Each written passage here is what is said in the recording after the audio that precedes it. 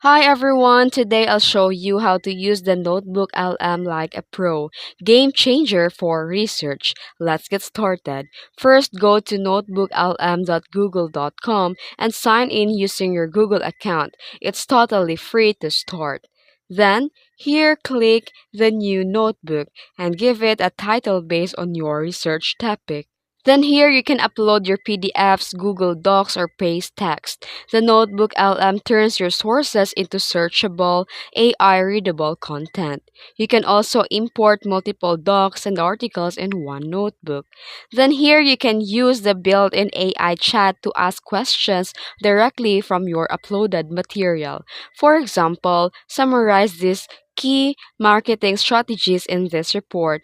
And then you can also bookmark important insights and create AI generated summaries for sections you want to remember. Also, you can generate reports and ideas. Use the AI suggestions to generate outlines, blog ideas, or summaries based on your research. And that's it. Organize smarter, research faster, and save time with Notebook LM. Try it now and level up your workflow. If you found this video helpful, don't forget to like and subscribe for more tips. Thanks for watching.